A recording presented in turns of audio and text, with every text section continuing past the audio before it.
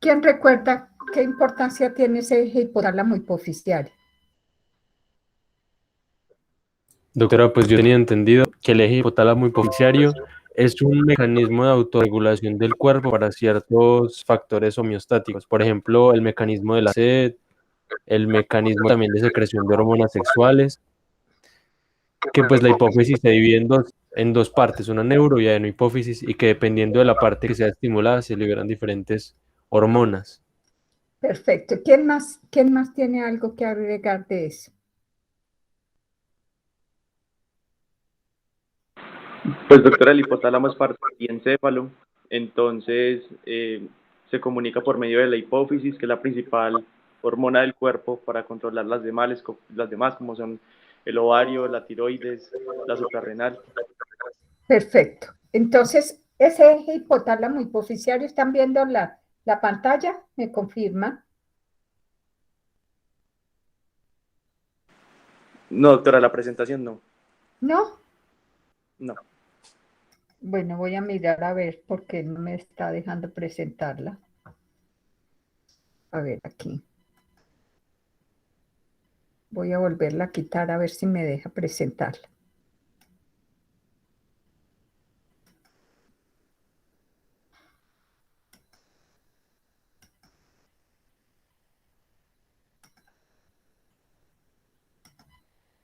Ahí, ¿qué tal?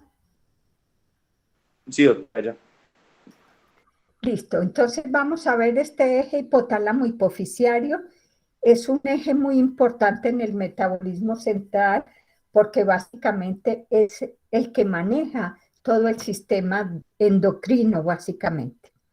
De tal que si miramos entonces ese eje hipotálamo hipoficiario dentro del sistema nervioso y endocrino, pues tenemos que decir entonces que básicamente el sistema endocrino o la endocrinología es la rama básicamente de esas ciencias biológicas que estudia las hormonas y las glándulas que producen esas hormonas, así como que como su expresividad clínica y de sus alteraciones básicamente. Por lo tanto, ese sistema endocrino y nervioso básicamente regulan casi todas las actividades metabólicas, como dijeron ahora, las actividades homeostáticas del organismo, determinan el ritmo del crecimiento y desarrollo, influyen sobre muchas partes de la conducta básicamente de los individuos y también influyen sobre la reproducción. Por lo tanto, todos estos sistemas reguladores interaccionan entre sí y la mayor parte de esas son fluidos, digamos así, endocrinos que se secretan directamente desde el cerebro y el encéfalo y que produce entonces unas hormonas que van a activar todo el metabolismo celular. De tal manera que esa unidad funcional básica en este sistema endocrino, pues es esa célula secretoria. Y empezamos desde el hipotálamo a la hipófisis, en donde tiene células secretoras que proveen una serie de hormonas que básicamente entonces son las que vamos a ver. ¿Para qué? Pues para influenciar esa regulación de todo ese sistema hormonal dentro del organismo. De tal manera que las células nerviosas tienen una función de eso, de secretar una hormona y también poseen la capacidad para propagar potenciales de acción. O sea, que produzcan respuestas a esa secreción de las hormonas. Esas células endocrinas van a poseer potenciales eléctricos, además de capacidad secretoria, y activan a sus células efectoras por medio de ¿qué? Pues de unos segundos mensajeros de mediadores químicos que producen una reacción específica en una glándula diana específica, básicamente. En la actualidad no puede aceptarse el concepto de sistema endocrino como un sistema cerrado, sino que hay que mirarlo desde un aspecto funcional, ¿cierto? Para que ese aspecto funcional tenga interrelaciones existentes tanto con el sistema nervioso central, periférico, se puede hablar de un sistema entonces neuroendocrino. El ejemplo clave es ese eje hipotálamo hipoficiario, en donde tiene una regulación, digamos así, una integración perfecta de esos dos sistemas, de tal manera que él actúa básicamente y es una auténtica glándula endocrina unitaria básicamente. ¿Qué secreta básicamente ese eje hipotálamo hipoficiario? Pues produce hormonas, de tal manera que hormonas pues viene del griego poner en movimiento y describe las acciones dinámicas de estas sustancias circulantes que despiertan respuestas celulares y que regulan esos procesos fisiológicos a través de todos los mecanismos de retroalimentación. De tal manera que esas hormonas, esos tipos de hormonas, activan y mantienen tanto la presión como el volumen, como la resistencia y control de aparato cardiovascular. De tal manera que esos tipos de hormonas, según su función, pueden ser hormonas trópicas. ¿Qué quiere decir?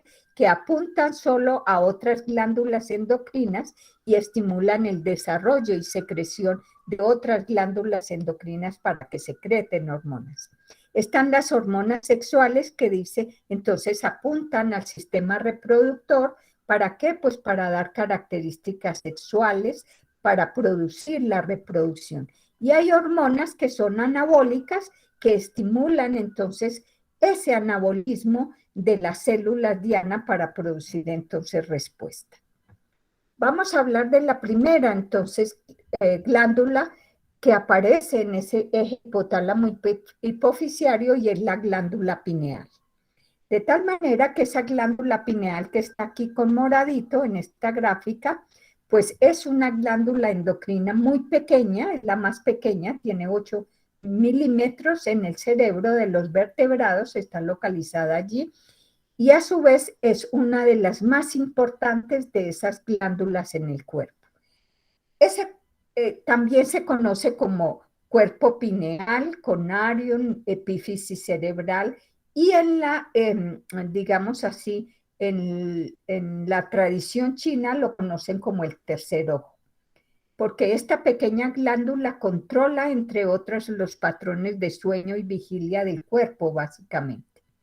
Esa glándula pineal tiene entonces varias funciones vitales, incluyendo la secreción de otra hormona que se llama la melatonina, que es una hormona que causa el sueño y regula ciertas funciones endocrinas.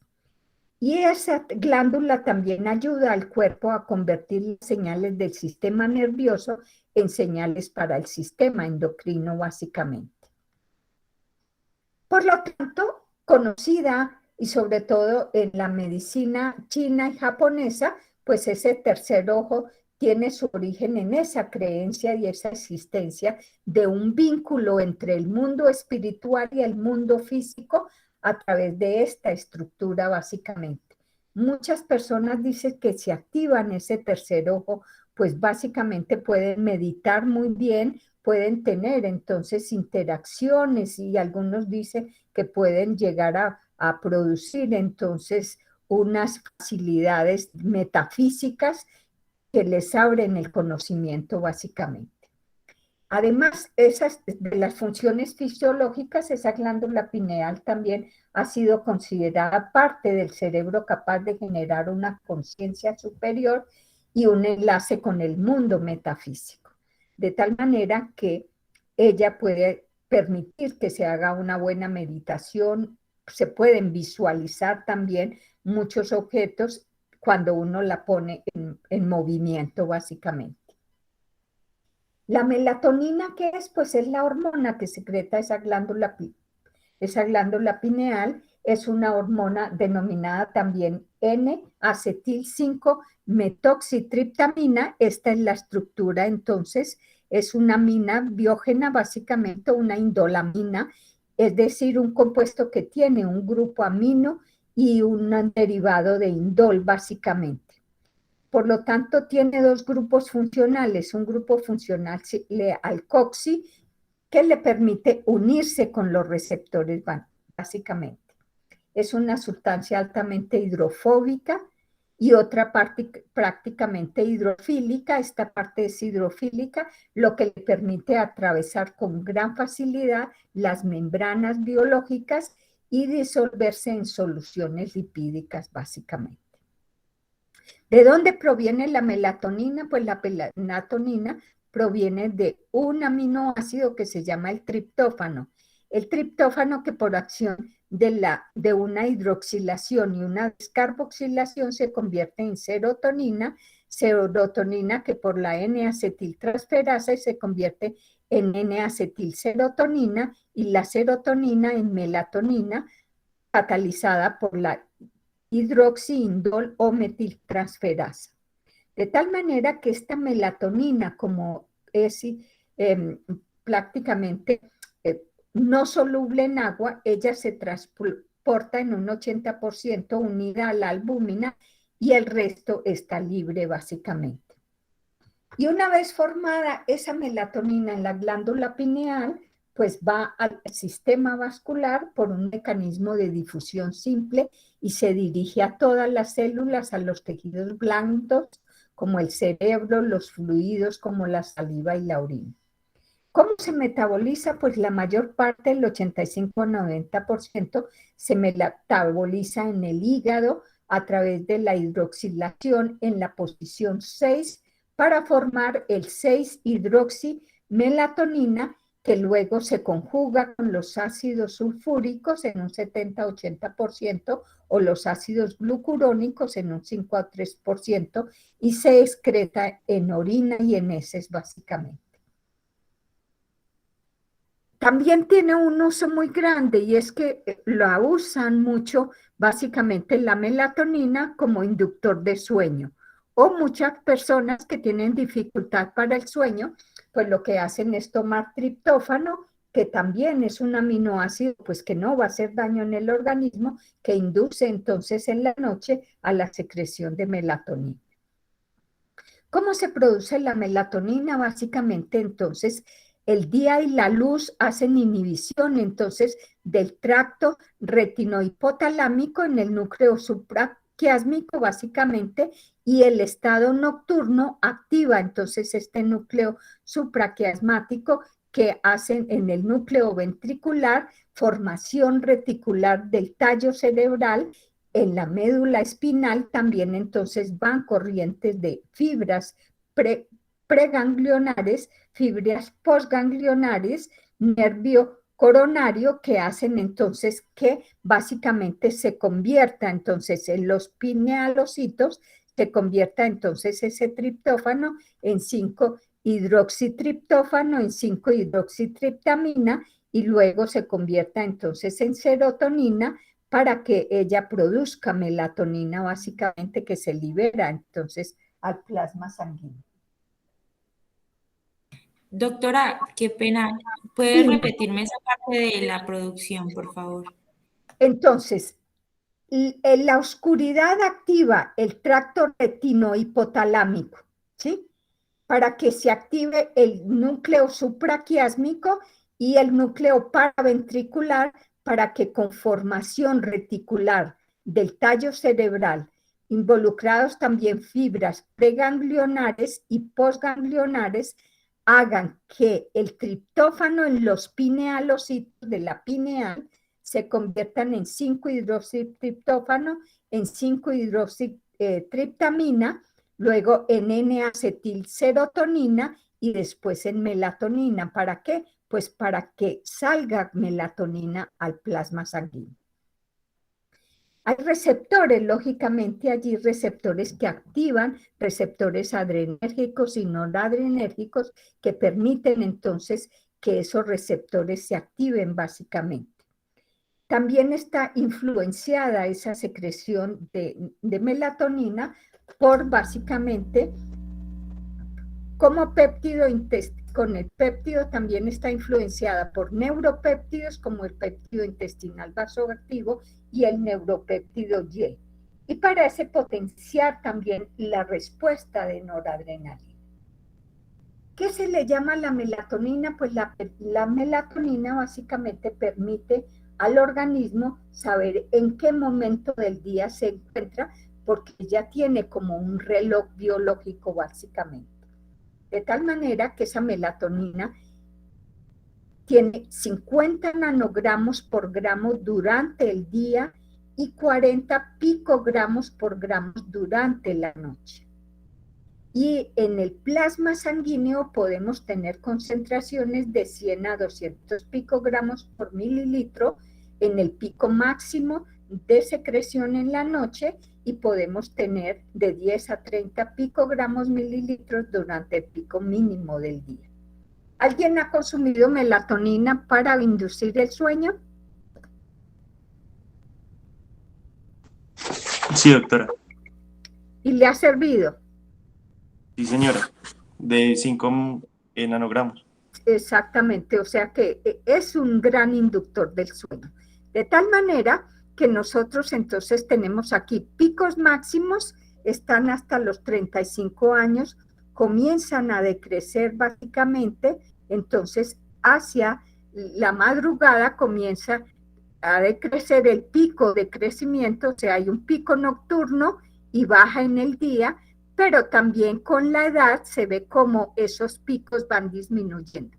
Por eso es que generalmente con los años, pues entonces perdemos esa capacidad de dormir 9, 10 horas como lo hacíamos en la juventud. De tal manera que esa melatonina básicamente en el plasma también en picogramos pues alcanza un nivel máximo al final de la infancia, y en la pubertad ya comienza a descender básicamente y sigue descendiendo con la edad, de tal manera que hay poca producción en los muy iniciales años de vida, pero en la infancia ya se alcanza el pico y desciende con la edad. De tal manera que esa melatonina se haya unida a receptores hipotalámicos también de los esteroides sexuales, disparando ¿qué? Pues disparando entonces esa vía térmica básicamente, e impide la liberación de la hormona reguladora de gonadotropinas y en consecuencia la maduración gonadal, de tal manera que allí también está involucrada. ¿Cuáles son esas funciones entonces de melatonina? Pues una es la regulación de esos ciclos de sueño-vigilia en esos ritmos circadianos, sirve para contrarrestar los efectos del síndrome de deficiencias horarias básicamente, es un poderoso antioxidante, además participa en procesos de apoptosis de células cancerosas en el timo, ya también se le ha visto que tiene esa capacidad y está comprobado que altas dosis de melatonina tienen un efecto carcinogénico y que el control generalmente controla el inicio de la pubertad, de tal manera que allí esas son las funciones de la melatonina. Otras funciones, ¿cuáles son? Pues básicamente controla factores liberadores o inhibidores de las hormonas, pero no se conoce exactamente los mecanismos, pero en la hipófisis básicamente disminuye las hormonas reguladoras de gonadotropina, y estas hormonas reguladoras de gonadotropina, que son las activadoras de la liberación de hormona estimulante de los folículos, y la hormona luteinizante, pues básicamente entonces no las disminuye también. Disminuye la función tiroidea, o sea que evita que se produzca la hormona estimulante de los tiroides, de la tiroides, y la T4 también. O sea, la tiroxina y la triiodotironina evita que se forme. Disminuye la secreción de insulina, también en el páncreas básicamente, disminuye la hormona adrenocorticotrópica y la generación de hormonas corticales como la corticosterona, y disminuye también la prolactina. Eso se le ha visto entonces que tiene esas funciones básicamente la melatonina. ¿Y qué aumenta? Aumenta la concentración de glucosa en sangre. ¿Por qué? Porque si inhibe la secreción de insulina, pues va a aumentar esa glucosa en sangre, aumenta la síntesis proteica cerebral, aumenta la liberación de dopamina y produce un aumento de la hormona del crecimiento. Esas son funciones de la melatonina, también donde la podemos encontrar pues en los alimentos que la poseen y que poseen altas cantidades de triptófano, como son los frutos secos, las cebadas, aún las frutas rojas como los vinos, las uvas básicamente, y todas estas frutas que aparecen allí, también al arroz, y creen que también tiene una parte de melatonina. De tal manera que en esta gráfica estamos, digamos, haciendo un resumen de lo que es la glándula pineal, que es un transductor neuroendocrino. Dijimos entonces la oscuridad potencia entonces a partir de la serotonina, y en invierno se potencia entonces que la glándula pineal produzca la melatonina y se active, mientras que la luz la inhibe. Eso hace entonces que esta glándula pineal haga alguna vinculación con la conducta, básicamente, que sea un regulador central de la función endocrina, haciendo que haga neurotransmisores y reguladores, básicamente, que haga secreción hipofisiaria y ayuda a controlar el ritmo circadiano, que esas glándulas endocrinas no relacionadas con el eje hipotálamo hipofisiario también la regule, como son el timo y el páncreas, y que básicamente entonces esa melatonina que se produce, ¿qué potencia? Pues optimizar posibilidades de supervivencia de la cría y del animal adulto. La glándula pineal, dijimos entonces que está unida también a estrógenos y progesterona, pues va a hacer una intervención con la función gonadal, haciendo función de antigonadotropinas generalmente, y cuando disminuye se inicia la pubertad y empiezan entonces los cambios a nivel de la síntesis de tubulina, microtúbulos en el hueso mitótico, básicamente, en el uso mitótico y en el transporte axonal, básicamente. Ahora miremos entonces ese eje hipotálamo hipofisiario. Dijimos que es la unidad funcional del control del sistema endocrino. Entonces está el hipotálamo, la hipófisis básicamente, y el hipotálamo y la hipófisis en conjunto producen conexiones neuronales entre los dos que van a coordinar de manera muy precisa las interrelaciones en el sistema nervioso central y la secreción endocrina básicamente. De tal manera que el hipotálamo va a producir entonces hormonas liberadoras, hormonas inhibidoras, que van a actuar sobre la hipófisis para que esa hipófisis también secrete otras hormonas que van a ir a los órganos efectores. Esa es la conexión básicamente entre el eje hipotálamo hipofisiario. Ese eje pues tiene entonces cordones neuronales grandes.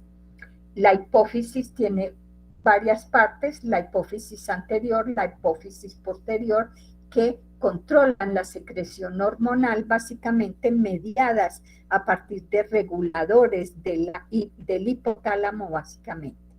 De tal manera que hay hormonas que se producen en el hipotálamo y se van a almacenar en la hipófisis posterior, como es la oxitocina y la ADH o vasopresina, y que esos conductos neuronales la llevan hasta la hipófisis posterior. Pero esos conductos neuronales van a producir una serie de hormonas que van a activar entonces en la hipófisis anterior la secreción también de hormonas tróficas, básicamente hormona del crecimiento y prolactina, básicamente. Ese eje hipotálamo hipofisiario y esa glándula pineal tiene asas de retroacción negativa. ¿Qué quiere decir? Entonces puede tener asas cortas en donde el hipotálamo secreta hormonas reguladoras, y si están en aumento, esa misma hormona reguladora le dice detenga la acción. También secreta hormonas inhibidoras que van a actuar sobre la hipófisis, y también entonces esa hipófisis, si tiene suficientes hormonas, también hace un bucle, una asa corta con el hipotálamo y dice deténgame la producción, o puede estimular la glándula periférica para activar y producir hormonas. de tal manera que los productos finales o asas largas desde la glándula periférica que detienen entonces en la hipófisis y el hipotálamo detienen la secreción de hormonas. De tal manera que con esta retroacción nosotros podemos estimular o inhibir ese eje hipotálamo hipofisiario. ¿Cuáles son las hormonas que se producen en el hipotálamo? Dijimos hormonas liberadoras. Dentro de ellas están entonces la hormona reguladora de tirotropina, están la hormona reguladora de hormona del crecimiento, están la hormona reguladora de gonadotropinas, están la hormona reguladora corticotrópica y están entonces los factores reguladores de prolactina. Y dentro de las inhibidoras están entonces la somatostatina y algunos péptidos parecidos a la insulina básicamente.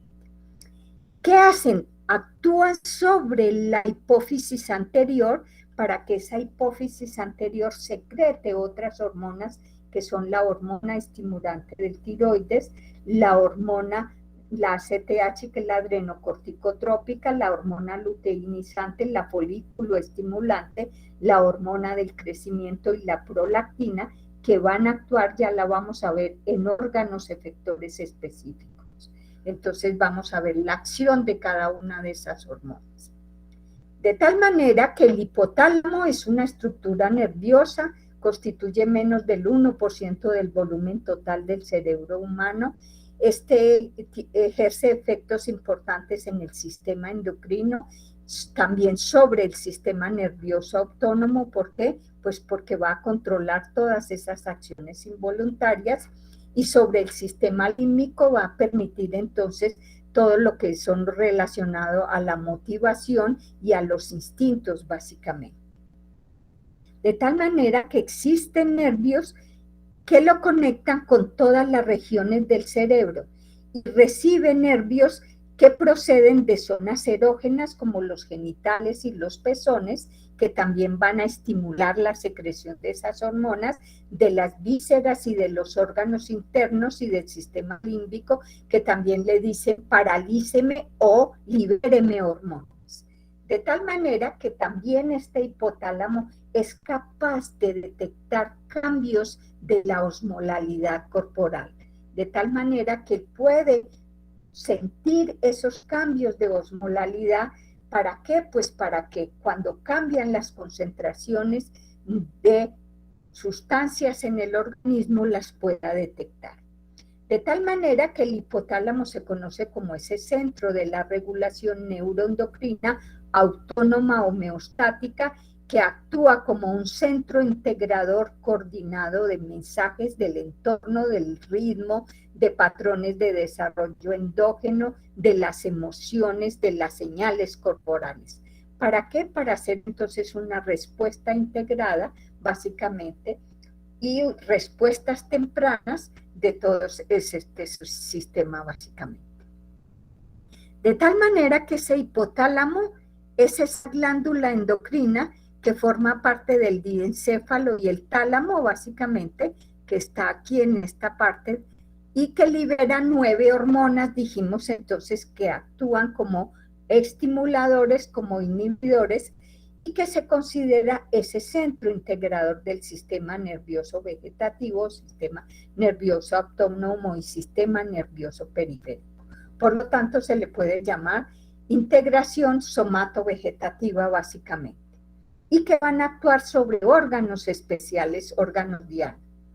De tal manera que se encuentra en donde, en la zona más anterior e inferior del diencéfalo, y está formada por más de 90 núcleos, dijimos entonces.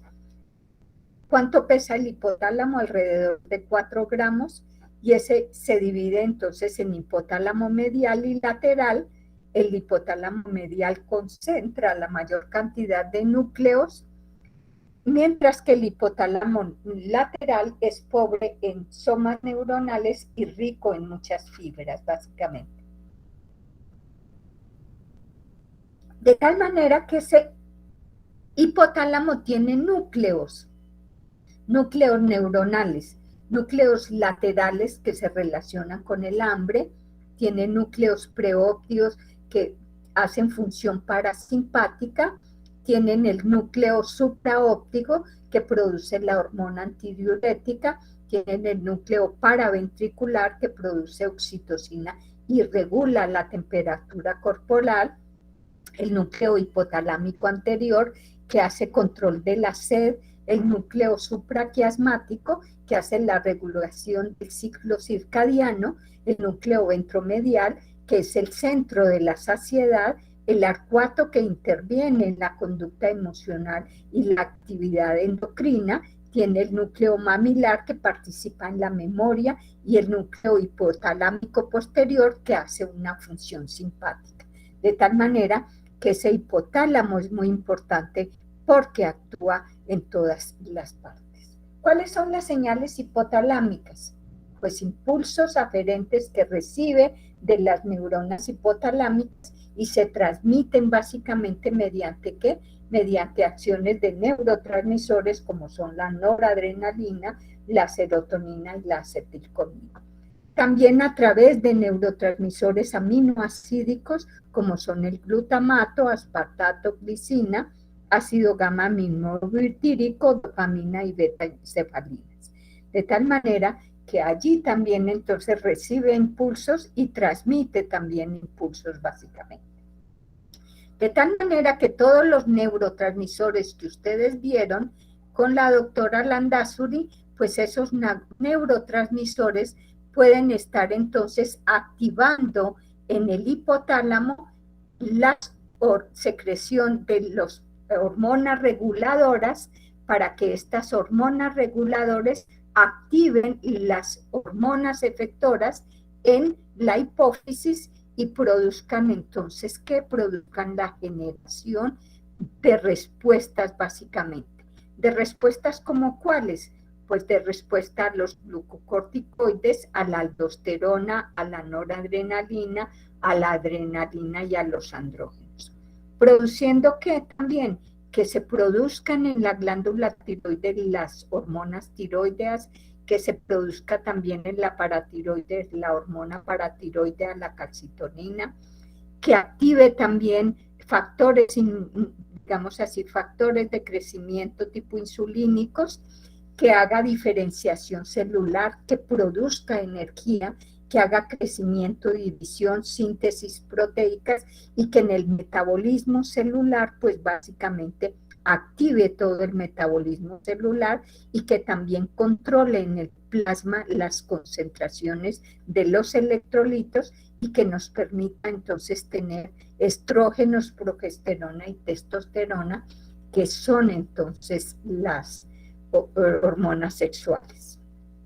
En negro está señalado el neurotransmisor que activa cualquiera de las glándulas. Aquí está la noradrenalina, que activa entonces la somatostatina y que activa la hormona reguladora de crecimiento básicamente, y también hay señales dopaminérgicas que la están inhibiendo, que son en rojo.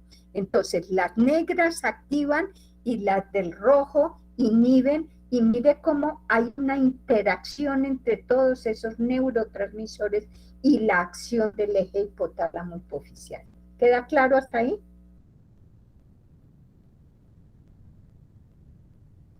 Chicos, ¿queda claro? Sí, doctora. Bueno. Entonces vamos a empezar a mirar estas hormonas reguladoras que produce el hipotálamo. Vamos a ver qué es cada una de ellas.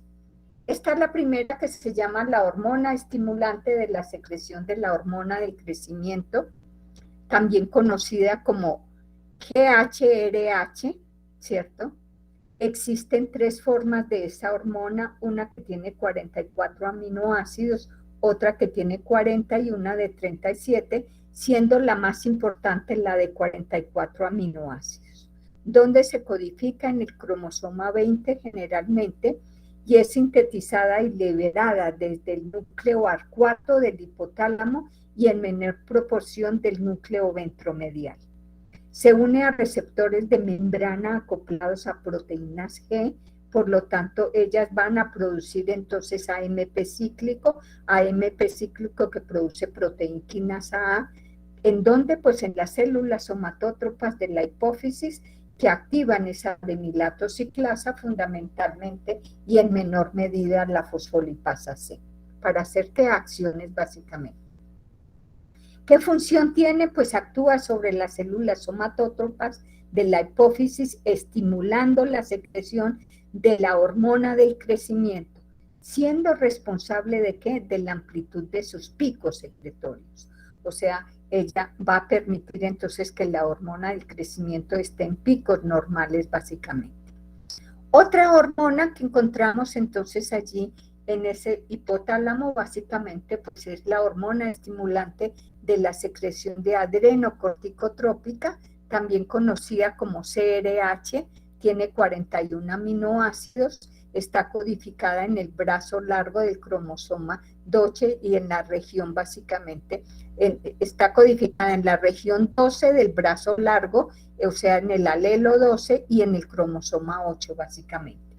Es secretada por las neuronas hipotalámicos del núcleo paraventricular, supraóptico, arcuato y sistema límbico y se une a receptores de membrana de las células corticótrofas, elevando las concentraciones de AMP cíclico y de calcio. ¿Y cuál es la función entonces de esas hormonas reguladoras de corticotropina? Pues liberar entonces la CTH, que es la adrenocorticotropina, que la vamos a ver entonces qué hace. ¿Para qué? Para que actúe básicamente sobre las glándulas adrenales y produzca entonces la secreción de hormonas en la glándula adrenal. Esta otra hormona que se llama la TRH, que básicamente es la hormona estimulante de la secreción de las hormonas tirótropas o de la tiroides, básicamente es un tripéptido, es producida en el área hipotalámica anterior y en menor proporción en la posterior, pero hay otras zonas del cerebro que la producen, como es entonces zonas del cerebro, médula espinal y tracto gastrointestinal. Se une a receptores de membrana, también tiene como segundos mensajeros el calcio y los fosfoinositoles, y básicamente la función es la de estimular la hormona TSH en la hipófisis. Está también la hormona liberadora de gonadotropinas, también entonces conocida como GnRH, es un péptido pequeño también de 10 aminoácidos, es secretada en el área preóptica, también su mecanismo de acción es básicamente a través de hormonas metabotrópicas, que son tipo proteínas G básicamente, movilizando calcio intracelular. Y estimulada ¿por quién? Por simpático miméticos e inhibida por los opiáceos endógenos. ¿Y qué hace esta hormona reguladora de gonadotropina? Pues básicamente permite entonces la liberación de la hormona luteinizante y la folículo estimulante. Tiene otra hormona reguladora también que se llama entonces la hormona inhibidora de la liberación de la hormona de crecimiento o la somatostatina, conocida entonces como SS o GHRIH, básicamente también es un péptido de 14 aminoácidos, se halla distribuida en todas las células, se origina tanto en el núcleo ventromedial del hipotálamo como en otras zonas del sistema nervioso central y el sistema gastrointestinal. También tiene acción mediada por proteínas G básicamente. ¿Cuál es la función de esta hormona inhibidora de la hormona del crecimiento? Pues eso, inhibir la hormona del crecimiento modulando la frecuencia y duración de sus pulsos de secreción, pero también es capaz de inhibir la secreción de una gran cantidad de hormonas, básicamente, que le han dado ese nombre de paninibina, básicamente. Están también otros factores, entonces, allí también en el hipotálamo, que son los factores liberadores de prolactina, llamado también TRH, básicamente, que desencadena entonces la producción de prolactina. Y está también entonces la producción de otra proteína que se llama la proteína inhibidora básicamente de la secreción de prolactina, que se llama PIF. Básicamente este inhibidor es una amina biógena y es liberada desde el núcleo arcuato y ventromedial y se une a receptores de tipo dopaminérgico básicamente localizados en las membranas de las células lactótropas. ¿Cuál es la función básicamente de esa inhibidora? Pues inhibir la secreción de prolactina, y la dopa constituye el principal factor hipotalámico que media la acción de esta. También GABA se conoce como el neurotransmisor que es inhibidor también de esa secreción de prolactina. De tal manera que aquí resumimos entonces en este cuadro cuáles son las hormonas hipotalámicas que se producen, y entonces están las hormonas reguladoras de gonadotropina, las hormonas reguladoras de la hormona luteinizante y las hormonas entonces que van a estimular la LH y la FSH. ¿Para qué? Pues para tener acciones en donde pues coordina el ciclo menstrual femenino, la ovogénesis, la espermatogénesis en los hombres. Las hormonas reguladoras de tirotropina, pues dijimos entonces también controla la prolactina y la TSH, básicamente, y la liberación de adenohipófisis. Está la somatostatina y las hormonas reguladoras de corticotropina, que entonces también están la CTH y las beta-endorfinas, la hormona del crecimiento. ¿Y allí qué hace? Pues controlan la liberación de ADH, de angiotensina 2, que potencian el efecto liberador de esa hormona reguladora de corticotropinas. Y la somatostatina, pues básicamente controla entonces también la regulación de la hormona del crecimiento. Están las inhibidoras básicamente, que también inhiben, dijimos, la insulina, el glucagón, los polipéptidos pancreáticos y la liberación de TSH, y están la PIF, que es la hormona básicamente que inhibe la secreción de prolactina y que también tiene acción sobre, y que la dopamina también inhibe esta acción.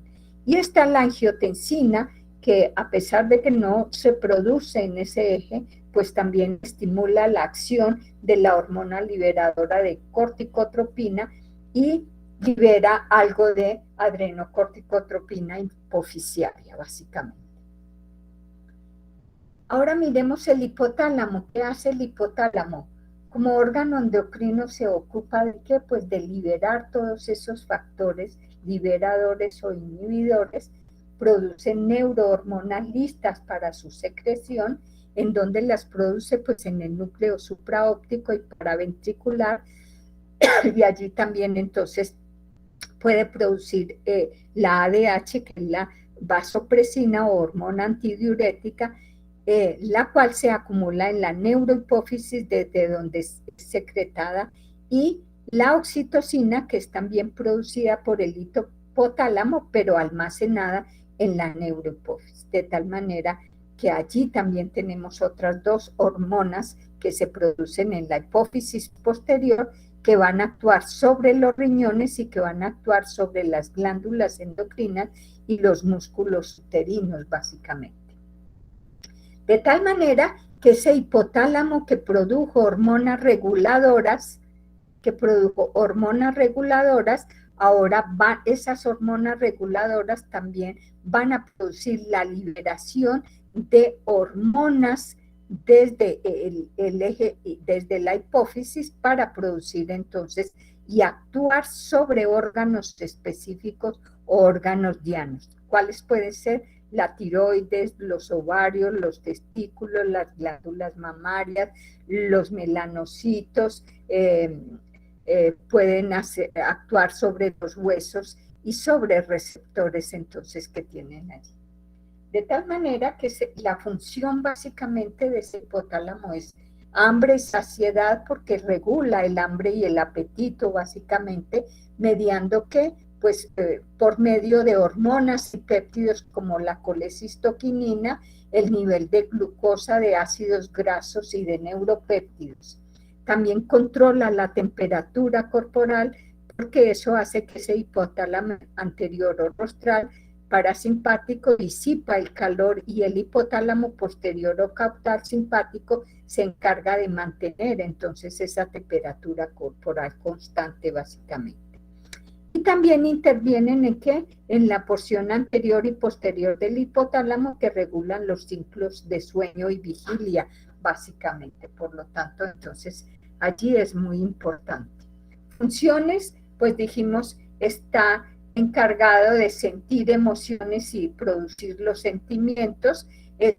La principal función es la homeostasis corporal, mantiene el equilibrio interior y exterior y adapta al organismo al entorno básicamente, interviene y actúa sobre el sistema cardiovascular según el cuerpo lo precise, subiendo o bajando la presión arterial y la frecuencia cardíaca, regula toda la temperatura corporal, controla la mayoría de las funciones vegetativas y diferentes aspectos relacionados con las conductas, la agresividad, el sexo, la sed, el hambre y la saciedad.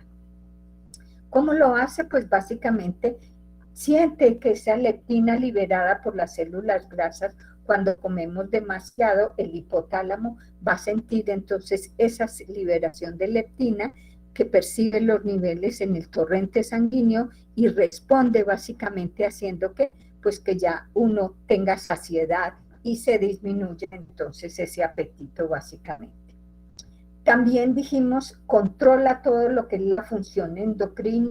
En ese sistema endocrino pues va a fabricar y a controlar la producción de hormonas, del metabolismo, de la digestión, del crecimiento, del desarrollo. Lógicamente controla todo el ciclo de sueño-vigilia, las emociones, básicamente emociones socioafectivas, controla y regula las glándulas endocrinas y hace que el cuerpo entonces regule los procesos biológicos básicamente. De tal manera que si miramos entonces el hipotálamo aquí, pues está activado por cambios de luz, oscuridad, por la ingesta entonces de alimentos, por la actividad motora básicamente, haciendo entonces también que todos esos circuitos neurotransmisores y hormonas tengamos sensaciones de ideas, dolor, alimentos, minerales, agua, que van a ser entonces producción de esa activación de ese hipotálamo básicamente. Ese hipotálamo, dijimos entonces, produce neurotransmisores específicos en la corteza sensible y motora, en la neocorteza azoactiva básicamente y subcortical, para que produzca entonces en el sistema nervioso la configuración de neurotransmisores. ¿Para qué? Pues para el control de la diferenciación, organización, maduración del tejido nervioso durante periodos críticos, como es el perinatal, y activación del tejido nervioso para su función. También dijimos entonces que ese hipotálamo es el centro integrador de ¿qué? De la información del bienestar del organismo, es un transductor neurohormonal, regulador de la saciedad, de la sed, temperatura, estados de alerta, función cardiovascular, comportamiento emocional y sexual, mantiene la lactancia y la ovulación y mantiene al individuo y a la especie básicamente. Por lo tanto, entonces, con ayuda de la hipófisis también, pues él va a tener circuitos de retroalimentación para mantener entonces ese sistema integrador y esa visión integral como unidad diferenciada que queda plasmado genéticamente dentro de los individuos. ¿Qué es la hipófisis? Dijimos entonces, es otra glándula, digamos, endocrina principal de los vertebrados, llamada también glándula pituitaria. Las hormonas que segrega controlan básicamente el funcionamiento de casi todas las demás glándulas endocrinas del organismo, se localiza por debajo del hipotálamo, ya dijimos por debajo de ese hipotálamo, básicamente en la silla turca del efrenoides y en el suelo de la cavidad craneal, y está unida a la base del cerebro por el tallo hipofisiario. De tal manera que esa hipófisis básicamente consta de tres partes, de la hipófisis anterior o adenohipófisis, que va a ser la responsable de secreción de hormonas, está aquí. Tiene la hipófisis media, que casi no se ve, que básicamente libera entonces la melanina, básicamente, o produce péptidos llamados melanotropinas u hormonas estimulantes de los melanocitos, y está el lóbulo posterior, una neurohipófisis, que dijimos secreta la vasopresina y la oxitocina desde esa hipófisis posterior. Este lóbulo intermedio, entonces, que casi no se nota ya en los adultos, pues ese lóbulo intermedio es el que produce la hormona estimulante de los melanocitos. De tal manera que ese lóbulo intermedio en el humano prácticamente no se distingue ese lóbulo del anterior. Ese lóbulo intermedio secreta entonces esa hormona estimulante de los melanocitos, formada por 18 aminoácidos, que se llama la hormona estimulante de los melanocitos o melanocortina. Su secreción también es estimulada por la secreción de dopamina, noradrenalina, serotonina, o por una descarga eléctrica. Básicamente la función es ¿cuál? Pues producir melanocitos y favorecer que la liberación de melanina, que hace la pigmentación cutánea. Y la adrenocorticotrópica, la hormona CTH adrenocorticotrópica, en las células corticótrofas del lóbulo anterior contiene contiene una proteína mucho más grande que se llama la propiomelaanocortina, y dentro de esa proteína muy grande está entonces la hormona estimulante de los melanocitos, que también estimulan básicamente la liberación entonces de melanina. De tal manera que esa síntesis de esa hormona estimulante de los melanocitos proviene entonces de esa propiomelaanocortina.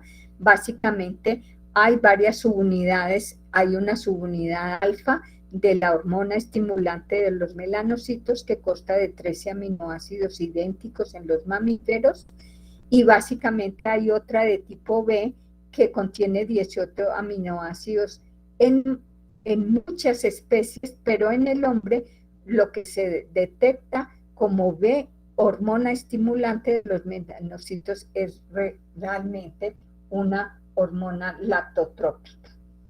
¿Cuál es la secreción? Pues básicamente es controlada por los neurotransmisores hipotalámicos, como la dopamina, la serotonina, que estimulan la expresión de genes de la propiomelanocortina en esa zona intermedia.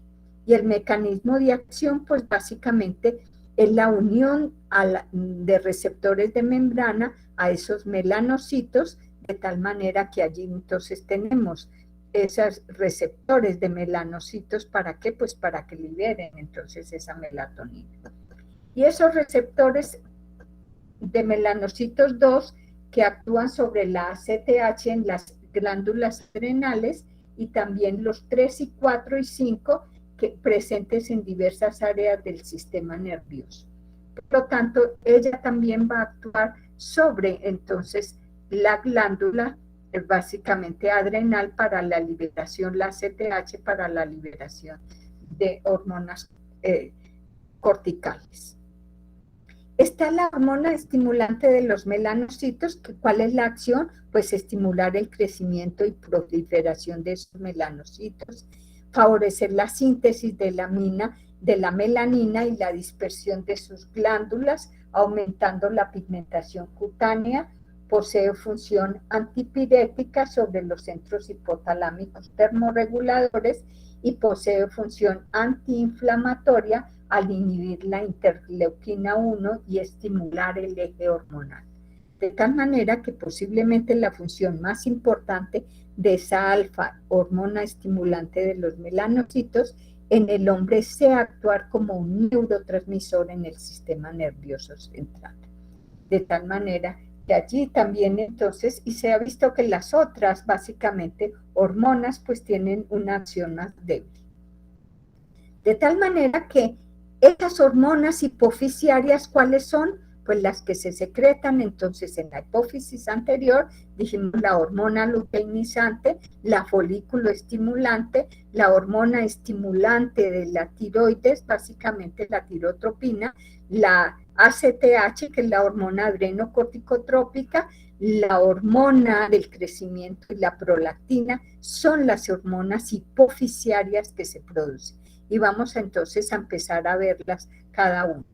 De tal manera que en la adenohipófisis hay 5 tipos de células diferentes que son las acidófilas. Allí están las somatótropas que producen la hormona del crecimiento, las mamótropas que liberan prolactina, y están las basófilas como las corticótropas que liberan hormona adrenocorticotropina, las gonadótropas que liberan hormona luteinizante y folículo estimulante, y las tirótropas que estimulan entonces la glándula tiroides o la liberación de la TSH. Vamos a empezar con cada una de ellas. Dijimos entonces la adrenocorticotropina o ACTH. Es un péptido básicamente de 39 aminoácidos, deriva de una proteína precursora también de 266 aminoácidos que se llama la proopiomelanocortina, por eso dijimos, allí está metida la adrenocorticotrópica y está metida la hormona estimulante también de los melanocitos. Genera péptidos como lipotropinas, beta, endorfinas, medencefalinas, las hormonas estimulantes de los melanocitos, la proteína del lóbulo medio similar a la corticotropina llamada CLIP. Entonces esa proopiomelanocortina puede sintetizar todas estas o generar todos esos péptidos. Su control genético pues va a radicar entonces en el cromosoma 2 con 3 exones básicamente. ¿Qué hace entonces? El hipotálamo secretó la hormona reguladora de corticotropina que activó la hipófisis y la secreción de ACTH para que ella vaya a la glándula adrenal y produzca entonces las hormonas corticales. ¿Cuáles son? La principal, el cortisol, que también ese cortisol puede hacer retroacción negativa sobre el hipotálamo, pero también allí en la glándula adrenal se van a secretar entonces los mineralcorticoides, el cortisol que es un glucocorticoide, y se van a sintetizar los andrógenos que posteriormente van a sintetizar las hormonas sexuales. ¿Cómo se produce la secreción de ACTH? Pues sigue los ritmos circadianos, máxima expresión en las últimas horas de la noche, y las 6 AM, o sea, está el pico alto, y un pico mínimo básicamente está en el periodo vespertino temprano y tiene una vida media de 10 minutos básicamente. ¿Quiénes estimulan básicamente la secreción de esa ACTH? Pues la hormona reguladora de corticotropina, los factores de necrosis tumoral, la interleuquina, la colecistoquinina, los péptidos intestinales, los andrógenos alfa androgénicos, estímulos de andrógenos, la acetilcolina y la serotonina. Pero también ella tiene inhibidores como el cortisol, el GABA, las endorfinas, las encefalinas, las galaminas, y el péptido natriurético auricular y la sustancia P inhiben entonces en el hipotálamo y en la hipófisis esa secreción de ACTH. La adrenocorticotropina básicamente ¿qué acciones tiene? Pues conserva la homeostasis del metabolismo y media la reacción endocrina al estrés, básicamente induce esteroidogénesis, estimula directamente la producción de pregnenolona a partir del colesterol, estimula la pigmentación cutánea por contener en su molécula la sustancia estimulante de los melanocitos, produce cierto grado de lipólisis. Y la inhibición más frecuente de ACTH, básicamente de ese eje adrenal, se produce en la clínica por el uso indiscriminado de corticoides que están tratando o un asma o las colagenopatías o enfermedades hematológicas. Porque como dijimos, el cortisol pues va a paralizar entonces o inhibir en el hipotálamo que no se secrete ni la hormona reguladora de corticotropina ni tampoco se secrete la CTH, haciendo que los bucles de retroacción. Entonces allí están haciendo eso. Factores que regulan esa producción, pues dijimos todos esos fotoperiodos, la nutrición, señales socioafectivas, la lactancia y el amamantamiento hacen entonces que se regulen esas gonadotropinas. Y gonadotropinas que van a producir la liberación de hormona luteinizante, folículo estimulante, que actúa sobre los órganos sexuales, tanto masculino como femenino, permitiendo entonces la secreción de hormonas estrogénicas básicamente, o de los esteroides sexuales. Esas gonadotropinas, folículo estimulante, la FSH y la hormona luteinizante, pues son eso, hormonas glucoproteicas compuestas por dos subunidades alfa y beta. La subunidad alfa es común tanto para la hormona estimulante de la tiroides como para la reguladora de gonadotropinas, como para la LH y la FSH. Y la beta generalmente es variable. ¿Y qué va a hacer la beta? Pues determinar la actividad específica de cada una de esas hormonas.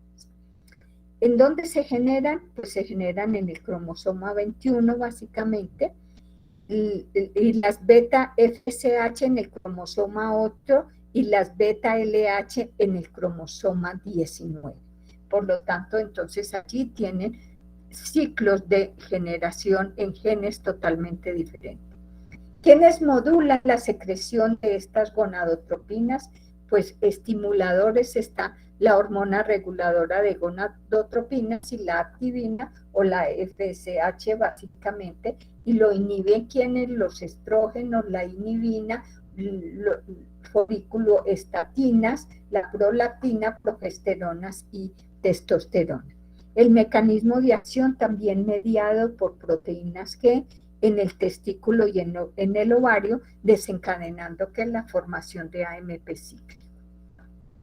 De tal manera que esas hormonas básicamente pues también van a tener retroacciones cortas y largas, permitiendo entonces que impidan o del hipotálamo o de la apófisis la generación de esas hormonas básicamente. Respuestas biológicas en el sexo femenino, pues va a ser la foliculogénesis, va a ser ovulación, mantenimiento de preñez y lactación, y en los machos va a permitir la espermatogénesis, la libido, las características sexuales secundarias. Por lo tanto, van a actuar también sobre órganos blancos, que son ¿quién? El aparato reproductor y todos los tejidos periféricos.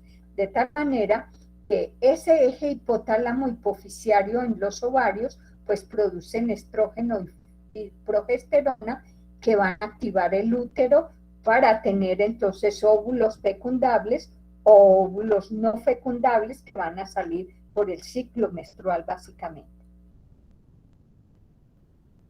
Tienen una retroacción positiva del 12 a 14 días y una retroalimentación negativa que es la mayor parte del ciclo. De tal manera que esas gonadotropinas, folículo estimulantes y luteinizantes, es la responsable, sobre todo en las mujeres, de eso, del folículo, los ováricos, actúan concretamente finalizando la maduración de esos folículos. La LH es responsable entonces de la ovulación y de la formación de ese cuerpo lúteo.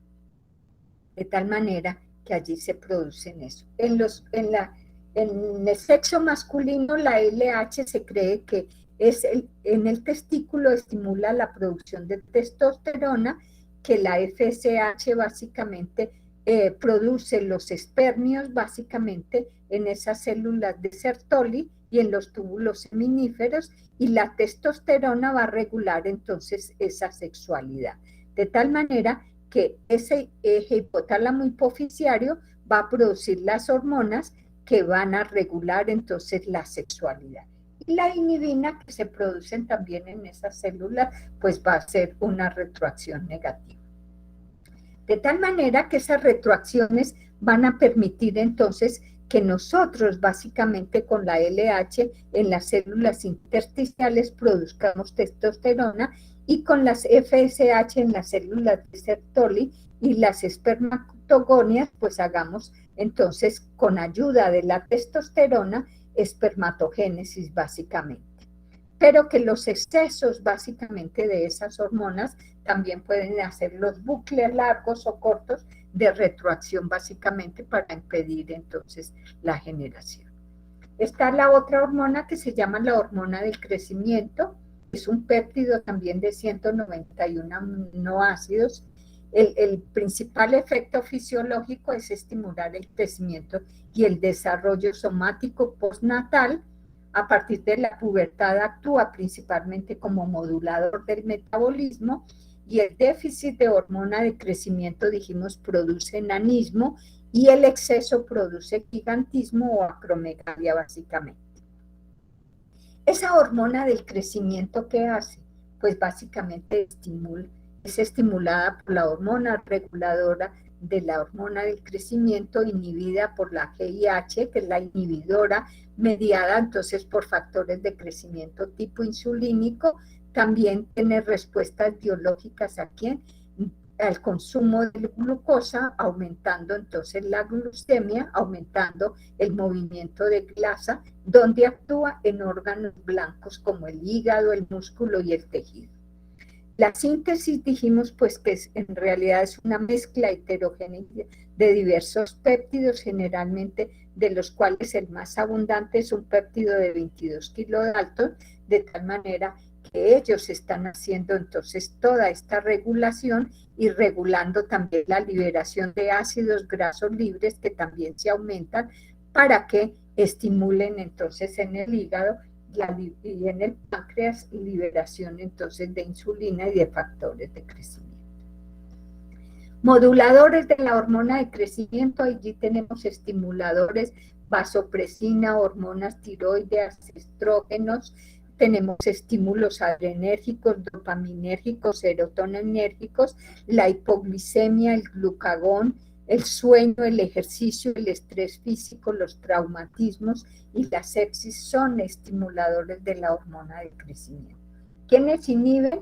Pues la somatostatina, los estímulos beta-adrenérgicos, los gestágenos, los glucocorticoides, la hiperglicemia y aumento de los ácidos grasos libres, pues hacen inhibición básicamente. En el metabolismo celular y en los órganos, ¿qué hace esa hormona de crecimiento? De tal manera que en el metabolismo aumenta la glucosa plasmática, aumenta los ácidos grasos libres plasmáticos y disminuye la síntesis de aminoácidos plasmáticos. En el músculo, ¿qué hace? Disminuye la captación de glucosa, aumenta la captación de aminoácidos, aumenta la síntesis de proteínas, aumenta la masa magra corporal. En el tejido adiposo disminuye entonces la captación de glucosa, aumenta la lipólisis y disminuye la adiposidad básicamente. En el riñón, en el páncreas, en el intestino, en la piel, en el hueso y en el corazón y pulmones, aumenta la síntesis de ADN y de proteínas, aumenta el tamaño y número de células, aumenta el tamaño y función de los órganos básicamente. Y en los condrocitos aumenta la captación de glucosa, la síntesis de ADN y de proteínas, el crecimiento lineal, aumenta la formación de todos esos separan sulfato, dermatán, controliditium sulfato y el tamaño y número celular, de tal manera que esta hormona interviene en todo el metabolismo celular.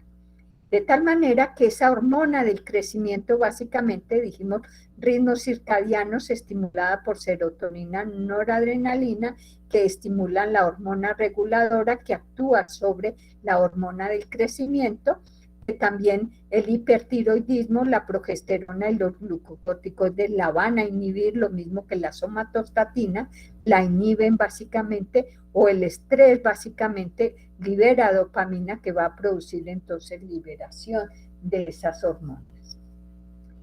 ¿Qué hacía la hormona? Dijimos también, permite entonces, mediado por la somatostatina C y esos factores inmunológicos también que produce, pues van a producir osteogénesis, anabolismo, lactogénesis. ¿Para qué? Pues para apoyar el crecimiento básicamente, de tal manera que van a producir la energía necesaria en el movimiento de lípidos, beta oxidación, ahorra proteínas, es potencialmente cetogénica. ¿Para qué? Pues para producir energía para el crecimiento y maduración de tejidos y de órganos. Pero dijimos también que puede activar la glucólisis, la glucogénesis, ahorra carbohidratos, es un hiperglicemiante, y en estado de hipoglicemia, que pueden producirse en el sueño o en la ingesta aguda o en el ejercicio, pues también se va a disparar la secreción entonces de la hormona del crecimiento. Esto como resumen entonces de la hormona del crecimiento. Está la prolactina, que dijimos también, es una hormona proteica que tiene 198 a 200 aminoácidos. La función principal es estimular el desarrollo de la glándula mamaria y la producción láctea en la mujer para amamantar. Es una secuencia muy similar a la de la hormona del crecimiento. Su síntesis aumenta durante el embarazo y la lactancia, y el nivel sérico de prolactina tiene variaciones diarias generalmente, y su secreción es pulsátil, tiene un ritmo circadiano que aumenta durante el sueño y una vida media de 14 minutos. De tal manera que nosotros hacemos secreciones entonces hacia la medianoche en el sueño, básicamente tanto de prolactina como de hormona del crecimiento, siguiendo entonces los ritmos, y varía durante el día. De tal manera que esa prolactina, que va a hacer pues entonces estimular la glándula mamaria, y esas estimulaciones básicamente de ese amamantamiento pues van a permitir entonces que se estimule el hipotálamo, la hipófisis, para que siga secretando prolactina. Mientras que si ya hay mucha prolactina, pues también va a ser las retroacciones básicamente hipotalámicas, que también estimulan la secreción de dopamina, que impiden entonces esa secreción de prolactina también. Acciones fisiológicas, pues iniciación y mantenimiento de la lactancia, promueve la síntesis de proteínas de la leche, como son la caseína y la lactoalbúmina, prepara la glándula mamaria para la lactancia, promueve el crecimiento, la proliferación y diferenciación de quién, pues de todo ese epitelio mamario alveolar y ductal, inhibe la liberación de qué. Se ha dicho mucho generalmente que esa prolactina, cuando se está amamantando, pues creen las personas que van a hacer anovulación, ¿sí? ¿Por qué? Porque inhibe la liberación de hormona luteinizante y FSH. Entonces hay muchas mamás que están amamantando a sus hijos y dejan de tomar estrógenos. Y cuando ya prácticamente terminan casi la lactancia, o se bajan los niveles de ese amamantamiento, ya de alimentar a su bebé, resulta que están otra vez embarazadas. Entonces no se puede confiar uno en que sea una hormona básicamente anovulatoria. Está otra hormona que se llama la hormona estimulante de la tiroides, que básicamente lo que hace, pues también es una glucoproteína pequeña de 31 kilodaltos, compuesta por subunidades alfa, beta.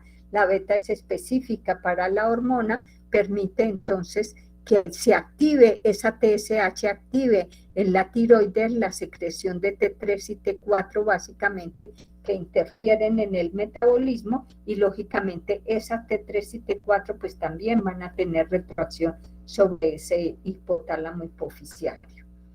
Esa hormona reguladora de tirotropina es un regulador positivo de la síntesis de TSH, y la TSH, la dopamina, los glucocorticoides y la somatostatina pues suprimen esa liberación de la hormona estimulante del tiroides, de tal manera que presenta una forma pulsátil, presenta un ritmo circadiano, alcanza un nivel máximo por la noche también.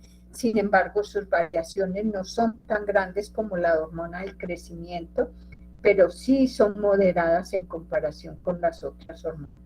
De tal manera que activa la glándula tiroides para que secrete las hormonas. Moduladores, pues tenemos las hormonas reguladoras, la disminución de T3 y T4, la disminución de desayodinasas de tipo 2, que son las que degradan las hormonas tiroideas, los estrógenos básicamente también en unión con receptores de TSH. Inhibidores, las hormonas tiroideas, la dopamina, factores inhibidores de somatostatina y los glucocorticoides. ¿Cómo es la acción? Pues también acoplada a proteínas G, básicamente estimulando la fosfolipasa C. ¿Qué acciones tiene esa hormona estimulante? Inducción de los endópodos en el borde de las células del coloide para la absorción de esa tiroglobulina y disminución del coloide, formación de lisosomas, aumento de la hidrólisis de la tiroglobulina, aumento del tamaño y viscosidad de la célula folicular, aumento de la actividad del simportador yodo-sodio, básicamente para que permita la entrada de yodo a la glándula, que es esencial para la formación de las hormonas tiroideas, lo que va a incrementar el índice de captación de este yodo, básicamente.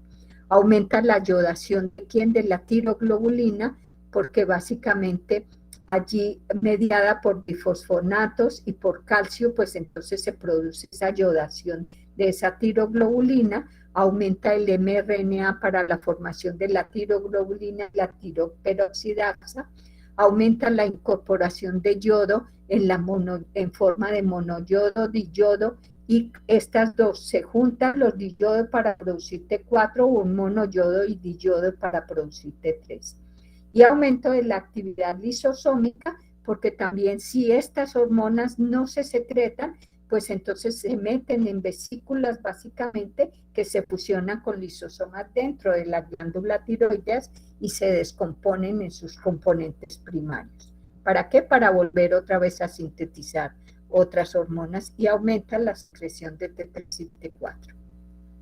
Esto lo van a ver más detalladamente con la doctora Landázuri. Son necesarias para un correcto crecimiento y desarrollo, tienen acción calorinérgica y termorreguladora, aumentan el consumo de oxígeno, estimulan la síntesis y degradación de las proteínas, regulan las mucoproteínas y el agua extracelular y actúan en la síntesis y desagregación de las grasas. Entonces, tienen funciones muy...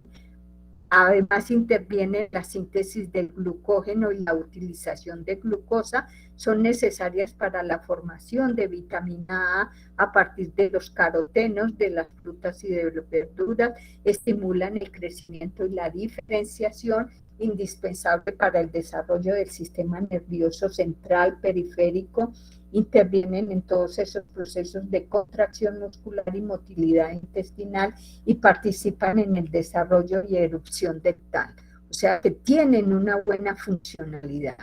De tal manera que esas hormonas tiroideas básicamente pues hacen crecimiento, diferenciación, desarrollo sexual de la función sexual, también en el cerebro hacen ideación y desarrollo mental, en los sistemas de apoyo, hace apoyo sistémico cardiovascular, aumenta el gasto cardíaco y la frecuencia de las contracciones, básicamente, aumenta la presión arterial sistólica, disminuye la diastólica, produce vasodilatación, en el pulmón va a producir aumento de la intensidad y profundidad de esos procesos respiratorios, en el sistema digestivo, produce entonces aumento de requerimientos en el apetito y en la absorción, y en la musculatura básicamente aumenta la actividad y aumenta la secreción de la mayoría de las glándulas, incluyendo la insulina y la ACTH, de tal manera que apoya también el catabolismo celular, la gluconeogénesis, y apoya también entonces la secreción de ácidos grasos libres, ¿Para qué? Pues para que esos ácidos grasos libres mediados por beta-oxidación pues apoyen el material lógicamente para producir ese crecimiento y diferenciación y apoya lógicamente esa glucólisis con todo este sistema enzimático que necesita el metabolismo celular. Ahora miramos las hormonas que produce la neurohipófisis. Dijimos, está la ADH y la oxitocina, que son nonapéptidos, proteínas de 9 aminoácidos. La ADH conserva el agua y regula la tonicidad de los líquidos corporales, es vasoconstrictora. La función básicamente pues es una función de eyección. La oxitocina básicamente es la eyección de la leche por la glándula mamaria, y una función secundaria consiste en estimular la contracción uterina. ¿Quiénes la activan? Pues impulsos eléctricos provenientes del hipotálamo que inducen entonces la liberación, porque ¿de quién? De la ADH y la oxitocina, que están almacenadas entonces en la hipófisis posterior o la neurohipófisis. ¿Mediante qué? Mediante exocitosis se libera. La ADH tiene 9 aminoácidos, se produce entonces en el núcleo supraóptico del hipotálamo. En la neurohipófisis básicamente se vierte por flujo axoplásmico, y en la neurosecreción por estímulos hipotalámicos, y es una hormona que tiene 10 minutos de vida básicamente. ¿Qué hace la vasopresina? Pues básicamente mantener el volumen de agua corporal, reduciendo la producción de orina, junto con unión a receptores de tipo B2, básicamente de los túbulos contorneado distal y túbulos colector en el riñón, pues permite entonces la reabsorción de agua, estimula la reabsorción de agua que vuelve a la circulación. ¿Para qué? Pues para hacer disminución de la osmolalidad plasmática y aumento de la osmolalidad en la orina, básicamente. Altas concentraciones, dijimos, hace constricción de las arteriolas mediada por esos receptores tipo B1 que van a aumentar la presión arterial. La regulación, básicamente, dijimos, en el control de la osmolalidad, pues es el principal estímulo fisiológico para la liberación de ADH. Básicamente es el aumento de esa osmolalidad de todos los líquidos que bañan entonces ese hipotálamo.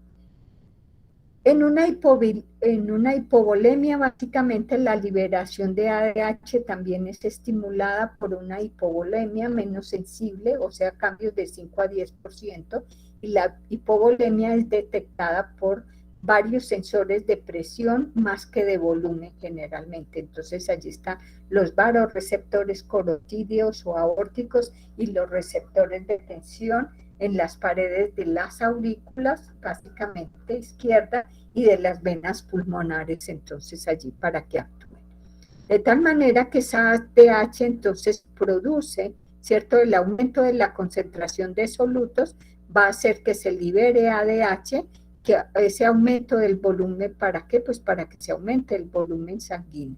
A su vez va a ser la dilución del plasma, en el riñón retiene agua por los riñones, y a nivel cardíaco pues hace retenciones, actúan los receptores atriales que van a producir entonces también, digamos así, los bucles de retroacción.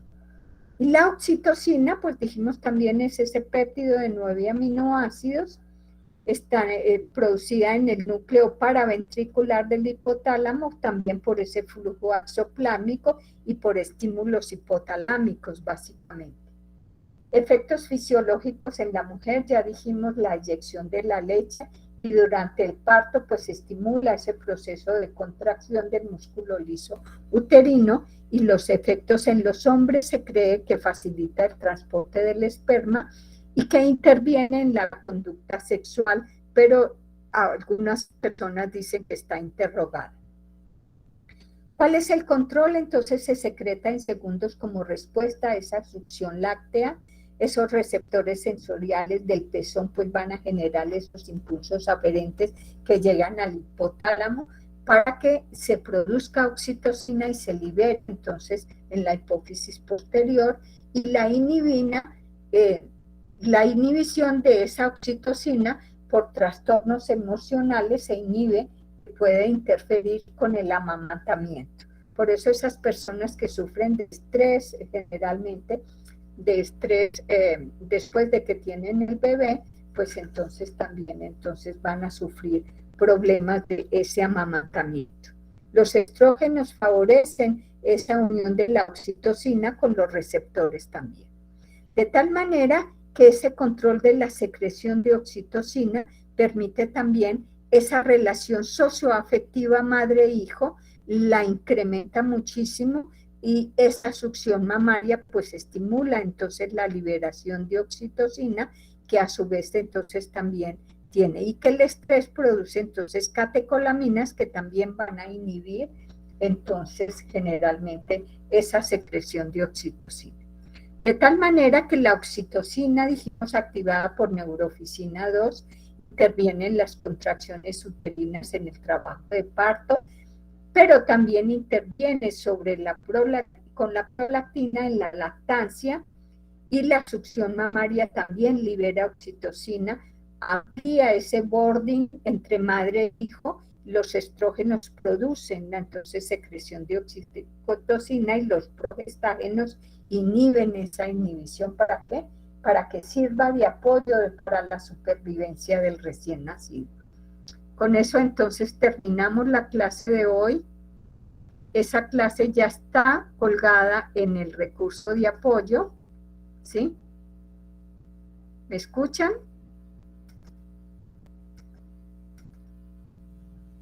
Sí, doctora. Entonces ya está colgada en el recurso de apoyo para que ustedes entonces la tengan allí para que estudien. Con eso entonces integré todo ese eje hipotálamo hipoficiario en una sola clase. La semana entrante ustedes los parciales los adelantaron, ¿cierto? El lunes tenemos. El lunes y como el 5 creo que me dijeron ahora. Porque si no, yo la semana entrante, en el viernes por la tarde, dictaría entonces lo que es el páncreas y las hormonas del páncreas, que están por allá abajo en una clase. Doctora, pero es que esos días dieron permiso académico para un evento que hay. ¿Sí? Ah, bueno, entonces me confirma, porque yo uní precisamente esto, porque tengo ahora clase con la gente de Medellín, que estoy dando un curso de muerte celular programada con la Universidad de Antioquia. Entonces estoy allá, y si no me avisan, para entonces yo saber si la dejamos para la época que está programada. Con eso terminaríamos entonces, solamente faltando las del páncreas para mí nomás, y la doctora Landazuri les estaría dando las hormonas tiroides. ¿Ok? Gracias. Sí, doctora. Bueno, Sí, doctora, gracias, hasta luego. entonces Gracias, doctora. quedamos así, hasta luego.